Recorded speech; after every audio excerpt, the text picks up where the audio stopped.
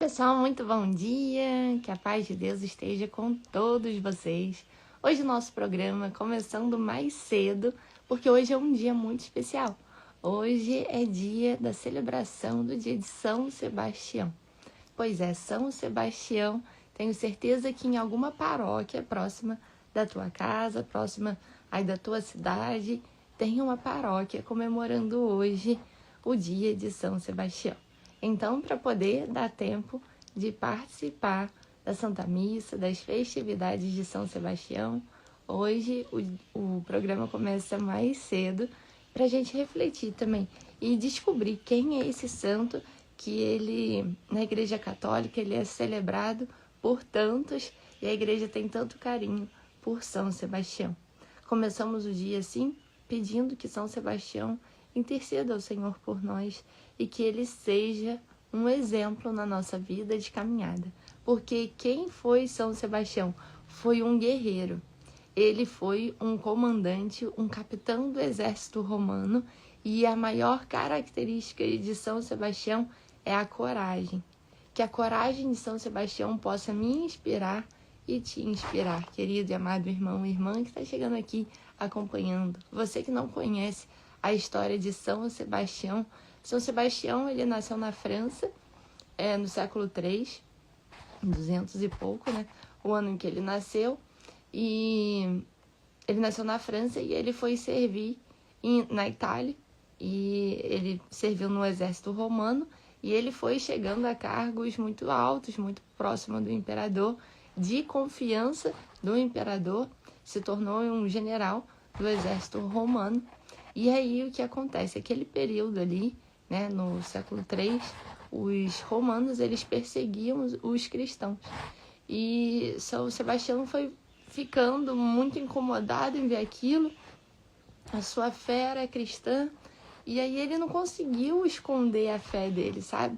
Ele ia lá, ele falava com aqueles homens, com aqueles prisioneiros cristãos que o exército tinha capturado. E tentava ali naqueles bastidores. Então ele era um infiltrado cristão dentro do exército romano que perseguia os cristãos. Então, só que ele era muito querido e ele era de muita confiança do imperador. E aí, quando ele descobriu isso, que São Sebastião tinha fé cristã, ele ficou muito chateado, ficou com muita raiva e tentou comprar Sebastião com coisas muito caras para ver se ele desistia dessa ideia. Conversou com ele e ele não desistiu da ideia de ser cristão. Bom dia, Paloma, Deus te abençoe, seja muito bem-vinda. Cedinho tá aqui, 10:06 da manhã, que Deus te abençoe. Mas São Sebastião, ele não parou de demonstrar a fé dele, sabe? Então ele continuou falando e aí ele começou a falar de forma clara mesmo sobre o Evangelho, sobre os atos do Cristo e promovendo, né, a conversão, até mesmo de soldados ali dentro do exército.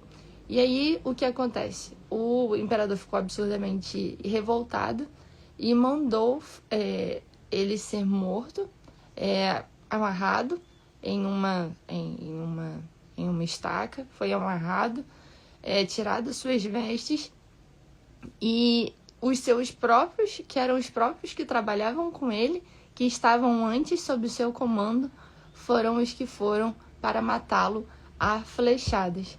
Então São Sebastião, ele lá, né, aquela imagem que a gente tem dele amarrado, sem roupas, nu, foi levado, dezenas de flechas foram jogadas sobre ele e ele ficou, né, desfalecido, né?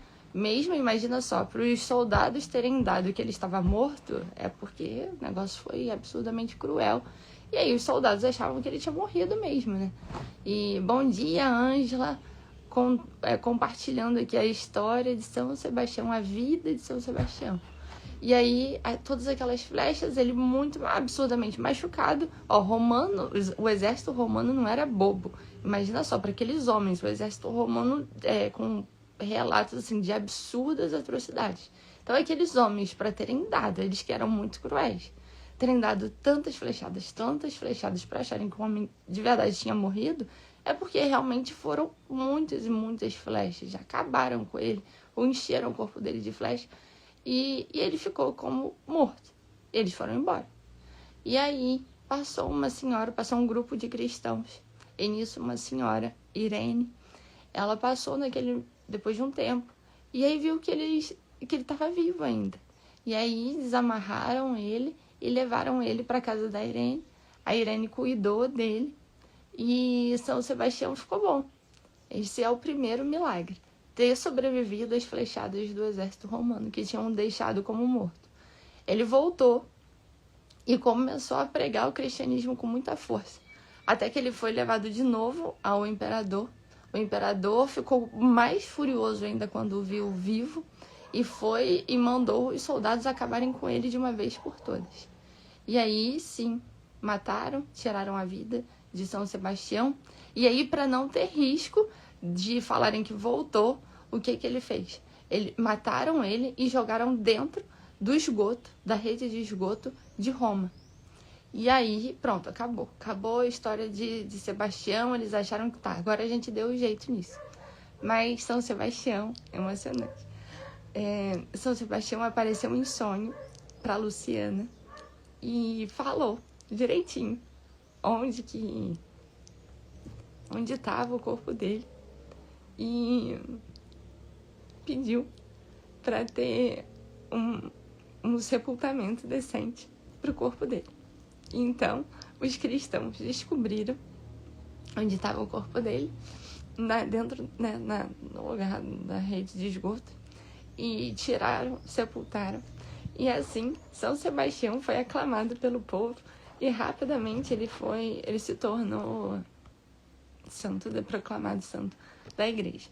Então, São Sebastião, ele é sempre lembrado por sua coragem, por sua determinação, e que ele seja um exemplo para todos nós. Então, se hoje você tiver a oportunidade de buscar uma igreja onde estão celebrando a missa em honra a São Sebastião, que você possa ir e pedir, a exemplo de São Sebastião, essa coragem, essa força, que esse santo também teve, essa coragem de falar da palavra de Deus, de não se deixar ser comprado por superiores que podem tentar roubar a tua fé, roubar a tua honra, roubar o lugar de Cristo na tua vida, que você não deixe que nada tome o lugar do Senhor na tua vida, como a gente vai ver aqui no Evangelho.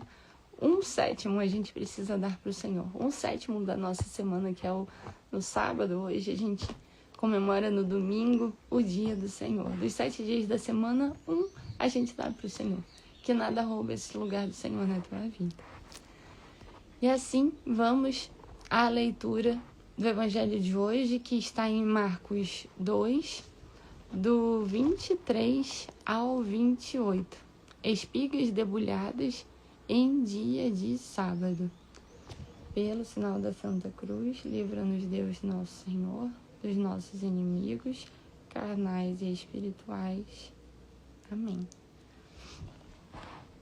Num dia de sábado, o Senhor caminhava pelos campos e seus discípulos, andando, começaram a colher espigas. Os fariseus observaram-lhe: Vede, por que fazem eles no sábado o que não é permitido? Jesus respondeu-lhe: Nunca leste o que fez Davi, quando se achou em necessidade e teve fome, ele e os seus companheiros? Ele entrou na casa de Deus, sendo Abiatar príncipe dos sacerdotes, e comeu os pães da proposição, dos quais só os sacerdotes era permitido comer, e os deu aos seus companheiros. E dizia-lhes: o sábado foi feito para o homem, e não o homem para o sábado. E para dizer tudo, o Filho do Homem é Senhor também do sábado. Palavra da salvação, glória a vós, Senhor. Que pelas palavras do Santo Evangelho sejamos perdoados dos nossos pecados. Amém. Que as palavras do Santo Evangelho penetrem no coração de cada um de nós, toquem o nosso coração e que possamos, Senhor, absorver o que Tu queres nos dizer no dia de hoje. Amém. Então, muito bom dia a todos que estão chegando aqui. Que Deus abençoe a cada um de vocês. Então, o que acontece? No dia de sábado, os discípulos estavam passando pelos campos e começaram a colher as espigas. Eles honravam o sábado. E o que acontece? Os fariseus, que são aqueles que sempre estavam tentando achar erros na caminhada do Senhor, estavam sempre tentando tentar o Senhor, eles começam a ver, agora a gente pegou ele, agora a gente achou um motivo para tirar esse homem do nosso meio. Olha só, ele não está obedecendo o sábado. O sábado não é permitido colher espigas no sábado. O sábado é dia dedicado ao Senhor e eles estão colhendo espigas para comer. Estavam com fome. E o melhor, eles estavam com o Senhor. Então, na verdade, Jesus dá o exemplo que Davi também não deixou os seus companheiros passar fome. Foi lá, pegou os pães da mesa para eles poderem comer. Mas o mais importante é o quê? Os fariseus, eles estavam vivendo da lei. E os discípulos de Jesus Cristo, eles já estavam vivendo o sábado do Senhor. Já estavam consagrando esse sábado ao Senhor porque eles estavam com Jesus Cristo. Esse é o importante. Bom dia. Eles já estavam vivendo o preceito do sábado, porque o sábado, sendo o dia do Senhor, eles estavam ali aos pés de Jesus Cristo. Então, esse é o mais importante, isso é o mais importante do sábado. Então, os fariseus estavam tentando achar um erro na caminhada de Jesus e uma forma de acusá-lo, mas os discípulos já estavam ali, aos pés do Senhor, vivendo o que é para a gente viver no sábado, ou no nosso caso, hoje, no domingo, nesse 7º dia da semana. Eles já estavam honrando ao Senhor, já estavam ali dedicados aos pés de Jesus Cristo. E é isso que o Senhor pede de nós também, que 1/7 da nossa semana, a gente tem os 5, 6 dias da semana para trabalhar. E por que não consagrar um dia para o Senhor? Por que não tirar um dia, pelo menos um dia, para a gente ficar em oração? E por que não todos os dias ser esse dia de oração, de contemplação com o Senhor? O 7º dia é o dia do descanso, de você pegar a sua família e levar para perto de Deus. Afinal de contas, o teu papel como esposa, como esposo, como filho, como pai, como mãe, é garantir a alma dos seus para o Senhor. É levar o teu marido para Deus. É entregar a alma do teu marido para o Senhor. É o teu papel aqui na terra. Levar a alma dos teus filhos para o Senhor. Devolver a Ele aquilo que Ele te deu. Então, é a forma de pegar, ir para a igreja, sendo você católico, evangélico, ir para a igreja, para a presença de Deus. Esse é o motivo de nós separarmos o 7º dia do descanso. Mas a gente cansa e descansa, como lá no Salmo 22, a gente cansa e descansa no Senhor. Não é usar o domingo para ser aquele dia de beber, de comer churrasco, de descansar, de ficar à toa, de ficar de preguiça. Isso aí é o ócio que não é do Senhor. O domingo é o dia dedicado ao Senhor.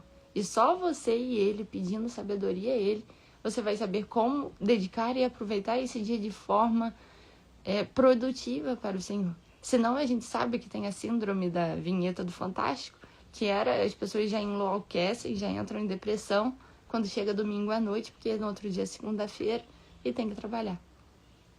Então essa tristeza do domingo. E não é isso. O domingo é para ser um dia de celebração, de descanso no Senhor. E só Ele vai poder te inspirar como você pode descansar nele com a tua família. Então, os discípulos estavam já aos pés de Jesus Cristo. Está tudo certo. A gente está com o Senhor do sábado, porque Jesus também fala aqui no final, no versículo 28, e para dizer tudo, o Filho do Homem, Jesus Cristo, é Senhor também do sábado. Então, Ele está acima de todas as coisas, em cima da lei. Ele que vivia a lei também está acima da lei. E aqui é muito interessante a gente pensar também que os discípulos estavam a colher as espigas. E é isso que a gente precisa fazer na nossa vida também. Aqui, quando a gente recebe o Evangelho, é como a gente tivesse... a primeira vez que a gente lê, é como se a gente tivesse pego essa espiga. E aí, conforme a gente vai conhecendo o Evangelho, a gente vai debulhando, que a palavra de Deus vai entrando na gente e a gente vai chegando ao cerne. Aquele carocinho do milho que de fato nos sustenta.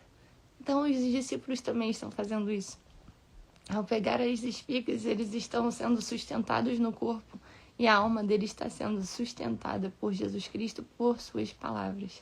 Hoje nós temos aqui a palavra de Deus, que é essa que conforme nós demos esse tempo, tiramos esse tempo todos os dias para o Senhor, tiramos o 7º dia para o descanso no Senhor, a palavra dele é como se fosse essa espiga que está sendo debulhada. Todo dia a gente está aqui pedindo a ele para nos dar sabedoria e inteligência para entender o que ele quer falar com a gente. Isso precisa de tempo, que você tire o tempo para o Senhor. Como o debulhar da espiga, vai tirando as cascas, até chegar no milho, até o momento em que esse milho vai ser ingerido por você e tocar o seu coração. Assim é a palavra de Deus na nossa vida. Leva tempo e precisa de uma dedicação constante. Mas fale para mim se a gente quer passar a vida eterna no céu, se a gente quer essa garantia da eternidade no céu, como a gente não quer tirar tempo, investir tempo na nossa vida terrena, do nosso dia na presença de Deus. Se a gente quer uma eternidade depois lá, como a gente não quer viver esse momento já com o Senhor desde agora. Para que não chegue no final da nossa vida e quando a gente estiver às portas do céu, o Senhor virar pra gente e falar: desculpa, mas eu nunca te conheci. Juliana, desculpa, mas eu nunca te conheci. Então que a gente possa estar a exemplo de São Sebastião, dedicando a nossa vida a conhecer a palavra de Deus, a propagar a palavra de Deus, para que um dia, na vida eterna, o Senhor possa nos receber de braços abertos. Ele deu a sua vida em nosso resgate. O mínimo que a gente pode fazer é retribuir, dando o tempo da nossa vida de volta para Ele. Ele, o Senhor da nossa vida. Tudo que nós temos é agradecer a Ele, portanto, e dar tempo da nossa vida de volta para Ele. Principalmente lendo a sua palavra, conhecendo a sua vontade para a nossa vida. E assim que o Senhor possa estar abençoando a sua vida, o seu dia, e que São Sebastião interceda pela vida de cada um de nós. Que o nosso anjo da guarda nos proteja nesse dia, nos livre de todo mal e nos acompanhe por onde quer que passemos. E que o Senhor nos abençoe. Fique com Deus, que Deus te guarde, abençoe você, abençoe a sua família. Bom dia, Brendo. O programa hoje começou mais cedo. Que o Senhor possa estar abençoando a cada um de vocês. E até amanhã, com a graça de Deus. Beijo para vocês.